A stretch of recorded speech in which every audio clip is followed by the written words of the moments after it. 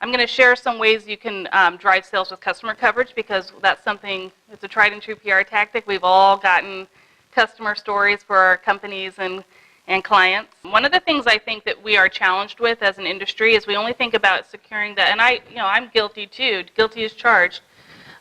It's something we need to start thinking about when we pitch the media, and we pitch a campaign. We're really only concerned with that single piece of coverage. And then we think our job ends there. We got the coverage, woohoo!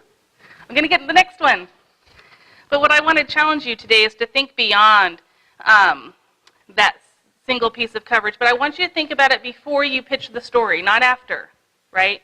Because you need to think, we talked earlier about campaigns. So you need to think about, if I have a customer who's willing to talk with the media, and I actually secure a piece of customer coverage, which I probably will, what is the campaign that goes along with that? So you'll see in this example here that when we think about the campaign, before you pitch the story, you need to think about the sales funnel. And you need to think about what content you already have within the organization. So this is, again, where collaboration comes in. Maybe marketing already has a glossy case study for that customer. Not that you're going to share it with the media, but it's part of your campaign. So if the content's lacking, you need to think through every phase of this. If the content's lacking, what do you need to create, and what do you already have? Can you create an ebook? Do you have the more detailed customer case study?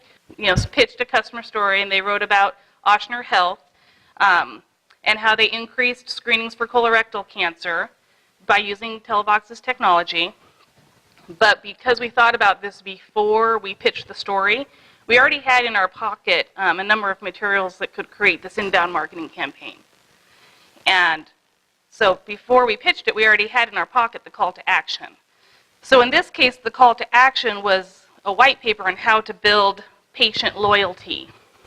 And you'll notice, since it's top of the funnel content, it's educational. It's not hard sell collateral material.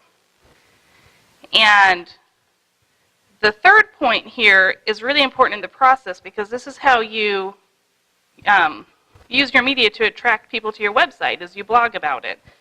Coverage, you blog about it. But the key here is you're not just blogging about your coverage. You're writing a blog post, you're linking to your coverage, you're giving more value add. So say someone read the case study, oh, that's pretty interesting. Well, here's some tips about how other people are also, other organizations like whoever's reading this blog could also get similar results. And and if you liked what you just read in this post, download this white paper on building patient loyalty. And that's where the magic happens. That's when they download that paper, that's when they're converted to the middle of the funnel. But before that, you have to promote that post like crazy. And so this is where the promotion piece comes in that we think we're good at, right? So the promotion in this instance is not the PR piece. The promotion in this instance is promoting the blog post. Your PR result has now brought a web visitor to your site, read that post about the coverage that you secured, downloaded a white paper, and that's when the magic happens. That's when you can now begin tying your PR results to sales, because you've attracted a web visitor, they've downloaded the white paper, and now they're in the nurturing. That after they downloaded the white paper, the nurturing content that's where the case study comes in. So we mentioned the case study earlier.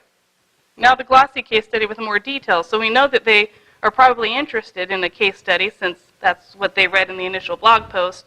So you're giving them more content. This late stage content, if they've moved to the bottom of the funnel, again, not everyone's going to move to the bottom of the funnel, but let's just say in this example they do.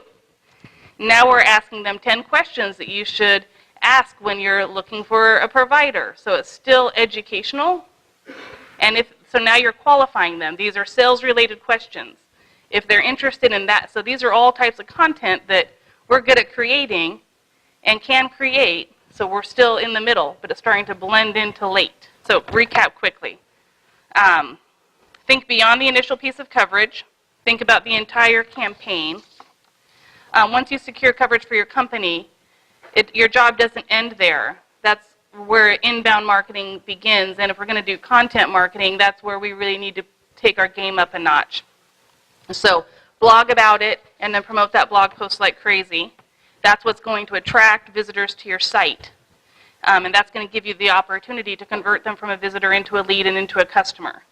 You know, that one piece of coverage you secured, that blog post, yeah, that one, that now has tied PR to sales. So good job.